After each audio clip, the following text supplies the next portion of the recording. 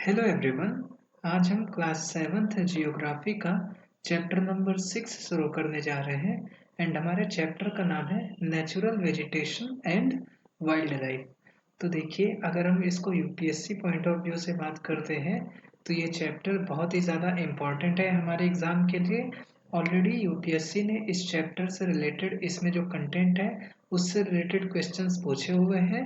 तो और इसमें जो इन्फॉर्मेशन है वो प्रीलिम्स के लिए और भी ज़्यादा इम्पॉर्टेंट है। ठीक है, तो सबसे पहले अगर हम बात करते हैं नेचुरल वेजिटेशन क्या होता है, तो मैंने आपको क्लास 6 में बताया था कि मान लीजिए कोई प्लांट है, कोई ट्री है जो कि बिना किसी ह्यूमन इंटरफेरेंस के पूरी तरीके से ग्रो करता है ना, तो उसको हम लोग बोलते हैं नेचुरल वेजिटेशन।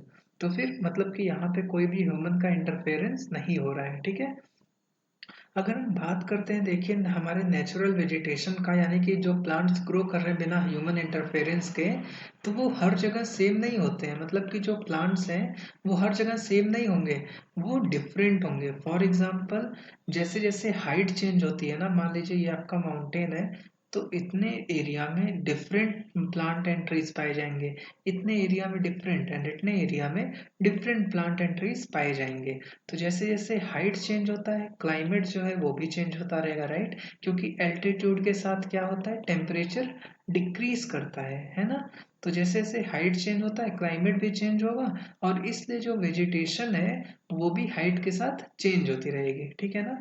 तो वेजिटेशन है वो किस पे डिपेंड करता है? वेजिटेशन आपका टेम्परेचर पे डिपेंड करता है, मॉइस्चर पे डिपेंड करता है। फॉर एग्जाम्पल, कई सारे प्लांट्स ऐसे होंगे जिनको हाई टेम्परेचर हाई रेनफॉल चाहिए होगा, है ना। कुछ प्लांट्स ऐसे होंगे जो कि ड्राई वाले में भी, मतलब कि जिनका टेम्परेचर ज़्यादा होगा और लेस रेनफॉल में उगते होंगे। तो इस तरीके से वेजिटेशन जो है टेम्परेचर पे डिपेंड करता है, मॉइस्चर पे डिपेंड करता है, एंड स्लोप पे डिपेंड करता है, और तो और सॉइल के थिकनेस पे डिपेंड करता है। ठीक है ना। तो ये बहुत ही बेसिक सा इंफॉर्मेशन है, आपको पता होना चाहिए कि जो वेजिटेशन है वो हर जगह सेम नहीं होता है, ये वेरी करता है। एंड ये जो वेजिटेशन है ये डिपेंड करता है किसी प्लेस के टेम्परेचर पे, मॉइस्चर पे, स्लोप पे, एंड थिकनेस ऑफ सॉइल पे। ठीक है ना। अब अगर हम बात आगे बढ़ते हैं तो देखते हैं कि जो हमारा वेजिटेशन है ना, वेजिटेशन, नेचुरल वेजिटेशन है, इसको हम लोग क्लासिफाई कर सकते हैं 3 कैटेगरीज में। ओके, तो 3 कैटेगरीज में हम नेचुरल वेजिटेशन को क्लासिफाई कर सकते हैं। सबसे पहला होता है फॉरेस्ट। अब फॉरेस्ट हमें कहाँ पे देखने को मिलेगा?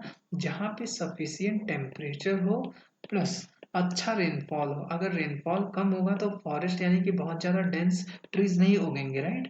तो अच्छी खासी रेनफॉल प्लस सफिशियंट टेम्परेचर होगा तो वहाँ पे हमें फॉरेस्ट देखने को मिलता है। ठीक है ना। सेकंड क्या हो गया? सेकंड हो गया आपका ग्रासलैंड। ग्रासलैंड आपको देखने को मिलेगा जहाँ पे मॉडरेट रेनफॉल होती है, मतलब कि न बहुत ज़्यादा रेनफॉल हो रही है एंड ना ही बहुत कम रेनफॉल हो रही है। ओके, आगे आगे बढ़ते हैं, बात करते हैं श्रब्स का। तो श्रब्स जो है जहाँ पे बहुत कम रेनफॉल होती है ना, यहाँ यानी कि जहाँ पे ड्राई एरियाज हैं वहाँ पे हमें श्रब्स देखने को मिलता है। ओके, आगे बढ़ते हैं, बात करते हैं अगर सबसे पहले फॉरेस्ट का। तो देखिए इस लेक्चर में हम बस फॉरेस्ट को कवर करने वाले हैं। नेक्स्ट लेक्चर में हम लोग ग्रासलैंड को और तो और ये जो हमारा श्रब्स है हम इनको कवर करेंगे। ओके, तो फॉरेस्ट की जब हम लोग बात करते हैं, ये बहुत ही इंपॉर्टेंट है हमारे यूपीएससी पॉइंट ऑफ व्यू से। जब सबसे पहला फॉरेस्ट आता है ट्रॉपिकल एवरग्रीन फॉरेस्ट। ओके, अगर हम लोग ट्रॉपिकल एवरग्रीन फॉरेस्ट की बात कर रहे हैं तो हम लोग इसे ट्रॉपिकल रेन फॉरेस्ट भी कहते हैं। अब देखिए इसका ये एवरग्रीन है। एवरग्रीन का मतलब क्या हो गया कि ये जो इसके जो लीव्स है ना, वो हमेशा जो है पेड़ पे रहेंगे, यानी कि कोई भी ऐसा सीजन नहीं होगा जब ये जो ट्रीज हैं ये अपने लीव्स को शेड करेंगे, यानी कि गिराएंगे, है ना। क्यों? क्योंकि ये वहीं पे उगते हैं जहाँ पे अच्छी खासी रेनफॉल होती है, मतलब पूरे साल रेनफॉल हो रही है। जब पूरे साल रेनफॉल हो रही है तो इनको पानी की कमी नहीं है। जब इनको पानी की कमी नहीं है तो इनको अपना लीव्स शेड करने की ज़रूरत ही नहीं है। ओके, तो क्योंकि ये बहुत ही ज़्यादा डेंस होते हैं इसलिए इनके बीच में कंपटीशन होता है बहुत ही ज़्यादा, मतलब सनलाइट पाने के लिए। इसलिए इस यहाँ पे ट्रॉपिकल एवरग्रीन फॉरेस्ट में जो ट्रीज होते हैं वो बहुत ज़्यादा टॉल होते हैं। क्यों? क्योंकि कंपटीशन होता है कि मतलब सनलाइट पाने के लिए, है ना। और उसके बाद फिर एक और इम्पॉर्टेंट चीज़ कि यहाँ पे जो सनलाइट होता है ना वो ज़मीन तक पूरा पहुँच नहीं पाता है, क्योंकि बहुत ही ज़्यादा डेंस लेयर बन जाता है ऊपर की तरफ। ओके, अगर हम लोग बात करते हैं हमें कौन कौन से ट्रीज यहाँ पे देखने को मिलते हैं, तो hardwood trees like rosewood, ebony, mahogany हमें देखने को यहाँ पे मिलता है। ठीक है ना, ये इंपॉर्टेंट इंफॉर्मेशन है, आपको ये चीज पता होना चाहिए। ठीक है, एक और इम्पॉर्टेंट फैक्ट कि जो ब्राजील का ट्रॉपिकल एवरग्रीन फॉरेस्ट है वो इतना ज्यादा बड़ा है कि हम उसे अर्थ का लंग्स बोल सकते हैं। ठीक है, आगे बढ़ते हैं, बात करते हैं हम लोग ट्रॉपिकल डेसिडुअस फॉरेस्ट का। देखिए यही फॉरेस्ट है जो कि हमें इंडिया में भी बहुत ही लार्ज स्केल पे देखने को मिलता है। इन्हें हम लोग मानसून फॉरेस्ट भी बोलते हैं। मैंने आपको क्लास 6 में बताया था कि इंडिया का सीजन उसे हम लोग कैटेगराइज कर सकते हैं मानसून वाले में ना। तो इसी तरीके से ट्रॉपिकल डेसिडुअस फॉरेस्ट को कौन सा फॉरेस्ट कहते हैं, मानसून फॉरेस्ट कहते हैं, जो कि इंडिया में पाया जाता है, ऑस्ट्रेलिया के नॉर्थ साइड में पाया जाता है। ठीक है ना, and central part of America में आपको ये फॉरेस्ट देखने को मिलता है। ठीक है, अब क्योंकि यहाँ पे रेनफॉल जो है वो थोड़ी सी मॉडरेट हो रही है, इसलिए एक यहाँ पे ड्राई सीजन भी होता है। एंड जब ड्राई सीजन होगा तो ये प्लांट जो है क्या, ये ट्रीज क्या करेंगे, ये ड्राई सीजन में अपने लीव्स को शेड कर देंगे, गिरा देंगे। ठीक है ना, अगेन जब रेनफॉल होगी तो नया लीव्स इन पे आता है। अगर हम लोग बात करते हैं कौन कौन से ट्रीज यहाँ पे पाए जाते हैं, तो हार्डवुड ट्रीज जैसे कि साल, टीक, नीम, शीशम यहाँ पे पाए जाते हैं, जिसका इस्तेमाल फर्नीचर के लिए, ट्रांसपोर्ट वगैरह के लिए किया जाता है। कौन कौन से ट्रीज पाए जाते हैं यहाँ पे, ये हमारे एग्जाम पॉइंट ऑफ व्यू से इम्पोर्टेंट है। ठीक है ना, बात करते हैं एनिमल्स का, तो हमें यहाँ पे टाइगर, लायन, एलिफेंट, लंगूर और मंकीज देखने को मिलते हैं। तो सबसे इंपॉर्टेंट पॉइंट हमारे एग्जाम पॉइंट ऑफ व्यू से ये है। ठीक है, अब आपके लिए होमवर्क है, आप मुझे कमेंट सेक्शन में बताइएगा कि इंडिया में कहाँ पे हमें ट्रॉपिकल एवरग्रीन और कहाँ पे हमें ट्रॉपिकल डेसिडुअस फॉरेस्ट देखने को मिलता है। एंड सेकेंड थिंग कि कौन सा फॉरेस्ट हमारे कंट्री में डोमिनेट करता है, मतलब सबसे ज़्यादा कौन सा फॉरेस्ट है, ट्रॉपिकल एवरग्रीन है या फिर ट्रॉपिकल डेसिडुअस फॉरेस्ट है। ठीक है, आगे बढ़ते हैं, बात करते हैं हम लोग टेम्परेट एवरग्रीन फॉरेस्ट का।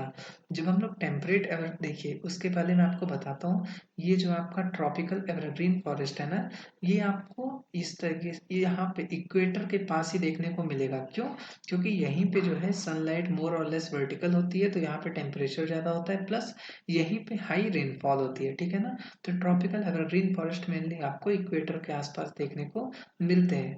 वहीं पे अगर हम लोग बात करते हैं टेम्परेट एवरग्रीन फॉरेस्ट का, तो ये आपको मिड लैटिट्यूड में, मिड लैटिट्यूड क्या हो गया, अप्रॉक्स 45 डिग्री के आसपास, 45 डिग्री यानी कि ये आपका 0 डिग्री है ना, ऊपर जाएंगे तो लैटिट्यूड बढ़ेगा, तो अप्रॉक्स 45 डिग्री के आसपास आपको ये फॉरेस्ट देखने को मिलते हैं। ठीक है ना, उसके बाद फिर और कहाँ पे, मिड लैटिट्यूड में कोस्टल रीजन में। कोस्टल रीजन कौन सा रीजन हो गया, यानी कि जो नदी के पास है, जो समुद्र के पास है, उस वाले रीजन में जो है मिड लैटिट्यूड में आपको ये फॉरेस्ट देखने को मिलते हैं।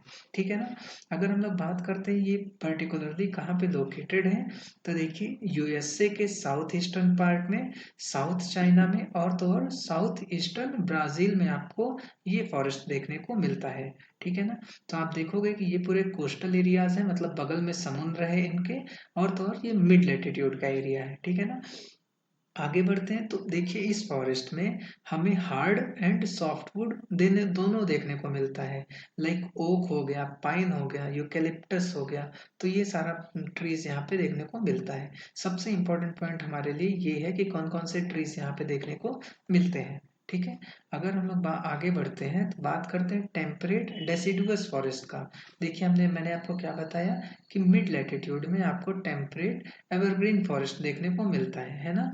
अब जब हम उससे थोड़ा सा और ऊपर जाते हैं, थोड़ा सा और हाई लैटिट्यूड में, तो उस वाले एरियाज में आपको ये फॉरेस्ट देखने को मिलेंगे। ठीक है ना, ये जो है आपको north eastern part of USA, China, और तो और न्यूजीलैंड और चिले में आपको देखने को मिलता है। और तो जो आपका वेस्टर्न यूरोप है ना, ये जो वेस्ट साइड का यूरोप है, जो कोस्टल मार्जिन है, वहां पे भी आपको ये फॉरेस्ट देखने को मिलता है। अब देखिए ये जो है यहाँ पे क्योंकि थोड़ा सा ड्राई सीजन होता है, इसलिए जो है ड्राई सीजन में ये फॉरेस्ट क्या करते हैं, अपने लीव्स को शेड करते हैं, यानी कि अपने पत्ते गिरा देते हैं। ओके, अगर हम लोग ट्रीज की बात करते हैं जो यहाँ पे पाए जाते हैं, तो ओक, ऐश, बीच, ये सारे ट्रीज यहाँ पे पाए जाते हैं। ठीक है, अगर हम लोग एनिमल की बात करते हैं तो डियर, फॉक्सेस एंड वुल्व्स हमें यहाँ पे देखने को मिलते हैं। बर्ड लाइक पीजेंट हो गया एंड मोनाल हो गया, ये भी हमें टेम्परेट डेसिडुअस फॉरेस्ट में देखने को मिलते हैं। ठीक है, नेक्स्ट इंपॉर्टेंट वेजिटेशन है जो कि है मेडिटेरेनियन वेजिटेशन। ठीक है ना, इसी मेडिटेरेनियन वेजिटेशन में ही आपको मेडिटेरेनियन क्लाइमेट के बारे में भी पता होना चाहिए। ऑलरेडी यूपीएससी ने इससे रिलेटेड क्वेश्चन पूछा है जो कि मैं अभी आपके साथ डिस्कस करूंगा। ठीक है ना, हमने क्या देखा कि जो टेम्परेट डेसिडुअस फॉरेस्ट है एंड टेम्परेट एवरग्रीन फॉरेस्ट है वो ईस्ट और नॉर्थ ईस्ट मार्जिन, किसी भी कॉन्टिनेंट के ईस्ट और नॉर्थ ईस्टर्न मार्जिन पे वो प्रेजेंट है। लेकिन जो मेडिटेरेनियन वेजिटेशन है ये आपको वेस्ट और साउथ वेस्टर्न मार्जिन पे देखने को मिलता है। ठीक है ना, तो मैंने आपको क्या बताया कि ईस्टर्न और नॉर्थ ईस्टर्न मार्जिन किसी कॉन्टिनेंट के, उस पर हम लोग टेम्परेट डेसिडुअस और टेम्परेट एवरग्रीन फॉरेस्ट देखते हैं। लेकिन जब हम लोग वेस्टर्न और साउथ वेस्टर्न मार्जिन देखते हैं किसी कॉन्टिनेंट का, तो वहाँ पे हमें मेडिटेरेनियन वेजिटेशन देखने को मिलता है। ठीक है, अगर हम लोग बात करते हैं ये कहाँ पे पाए जाते हैं, तो देखिए यूरोप, अफ्रीका एंड एशिया, ये यूरोप है, ये अफ्रीका है एंड ये एशिया है। अगर इनके बीच में जो है ना आप मैप पे देखोगे तो ये यहाँ पे है मेडिटेरेनियन सी। ठीक है ना, तो यहाँ वाले रीजन में आपको मेडिटेरेनियन वेजिटेशन देखने को मिलेगा, प्लस आपको मेडिटेरेनियन वेजिटेशन आउटसाइड, मतलब ये जो मेडिटेरेनियन सी वाला रीजन है इसके बाहर, यानी कि यहाँ पे अगर यहाँ पे जो यूएसए है ना, कैलिफोर्निया में आपको देखने को मिलेगा। आपको साउथ वेस्ट अफ्रीका, यहाँ ये जो आपका अफ्रीका है, साउथ वेस्ट अफ्रीका में देखने को मिलेगा। ठीक है ना, और तो और आपको साउथ वेस्टर्न साउथ अमेरिका में भी देखने को, और साउथ वेस्ट ऑस्ट्रेलिया में भी ये आपको मेडिटेरेनियन वेजिटेशन देखने को मिलता है। तो बहुत ही इंपॉर्टेंट है, देखिए ये वेजिटेशन बस मेडिटेरेनियन सी के आसपास, यानी ये यूरोप है, ये अफ्रीका है, ये एशिया है, ये बस आपको यहाँ आसपास देखने को नहीं, ये आपको अमेरिका में भी देखने को मिल रहा है, साउथ अमेरिका में भी देखने को मिल रहा है। ठीक है ना, तो ये चीज आपको याद रखनी है कि आउटसाइड द मेडिटेरेनियन रीजन ये वेजिटेशन हमें देखने को मिलता है। ठीक है ना, अगर हम लोग बात करते हैं यहाँ के क्लाइमेट का, तो यहाँ पे क्या होता है, हॉट ड्राई समर होता है और हल्का रेनी विंटर होता है, माइल्ड रेनी विंटर। ओके ना, उसके बाद फिर यहाँ पे बात करते हैं कौन कौन से फ्रूट्स हमें देखने को मिलते हैं। यहाँ पे साइट्रस फ्रूट देखने को मिलते हैं। फॉर एग्जाम्पल आपका ऑरेंज हो गया, फिग हो गया, ऑलिव हो गए, ग्रेप्स हो गए, तो ये सारा फ्रूट जो है यहाँ पे कल्टीवेट किया जाता है। वाइल्ड लाइफ की बात करते हैं तो यहाँ पे बहुत ज़्यादा वाइल्ड लाइफ हमें देखने को नहीं मिलता है। अब आप देख सकते हो कि 2010 में यूपीएससी ने एक क्वेश्चन पूछा हुआ था कि a geographic region has the following characteristics, warm and dry climate, ये कहाँ पे हमने देखा था, मेडिटेरेनियन वेजिटेशन में। Mild and wet winter, wet यानी कि क्या हो गया, रेनी, है ना, तो ये देखिए माइल्ड रेनी विंटर, ये भी मेडिटेरेनियन का है। एंड एवरग्रीन ओक ट्रीज, तो वो भी हमें यहीं पे देखने को मिलता है। ओके, तो ये देखिए ये हमारा ऑप्शन नंबर ए जो है वो करेक्ट हो गया, मेडिटेरेनियन। ठीक है ना, आगे बढ़ते हैं, बात करते हैं हम लोग कोनीफेरस फॉरेस्ट का। कोनीफेरस फॉरेस्ट अगर हम देखते हैं तो ये हमें 50 टू 70 डिग्री लैटिट्यूड में देखने को मिलता है। ठीक है ना, और नॉर्दर्न हेमिस्फीयर में जब हम देखते हैं इसे हम लोग टैगा भी बोलते हैं। बहुत ही इंपॉर्टेंट पॉइंट हमें पता होना चाहिए, कोनीफेरस फॉरेस्ट जहाँ पे पाया जाता है हम उसे टैगा भी बोलते हैं। ठीक है ना, मैंने आपको बताया 50 टू 70 डिग्री, यानी कि ये बस हायर एल्टीट्यूड में देखने को मिलते हैं। ये जो होते हैं, जो ट्रीज होते हैं वो टॉल होते हैं एंड सॉफ्टवुड एवरग्रीन होते हैं। ओके, अगर हम बात करते हैं ट्रीज का, तो ट्रीज जो होते हैं यहाँ के बहुत ही ज़्यादा यूजफुल होते हैं पल्प बनाने के लिए। ठीक है ना, जो कि मैंने पेपर के लिए और तो और न्यूज़प्रिंट के लिए बहुत ही इंपॉर्टेंट होता है। अगर मैच स्टिक भी यहीं से बनता है, मैच स्टिक, मैच के बॉक्सेस जो होते हैं। ठीक है, तो ये तीन चीज़ आपको पता होना चाहिए। और अगर हम लोग बात करते हैं इंपॉर्टेंट वेराइटी ऑफ ट्रीज का, तो यहाँ पे हमें चिर, पाइन एंड सेडार देखने को मिलता है। ठीक है ना, बात करते हैं एनिमल्स का, तो यहाँ पे हमें silver fox, mink, polar bear देखने को मिलता है। तो ये चीज आपको पता होना चाहिए कि कोनीफेरस फॉरेस्ट आपको कहाँ पे देखने को मिलता है, इसका नाम क्या है, सबसे इंपॉर्टेंट चीज यही है। ठीक है ना, कौन कौन से ट्रीज पाए जाते हैं, नेक्स्ट इंपॉर्टेंट थिंग ये है। तो बस दोस्तों इस वीडियो में इतना ही। नेक्स्ट वीडियो में हम लोग grassland and about thorny bushes के बारे में हम लोग डिस्कस करेंगे। तो बस इस वीडियो में इतना ही। अगर वीडियो अच्छी लगी तो वीडियो को लाइक करिए, चैनल को सब्सक्राइब करिए। Thank you so much.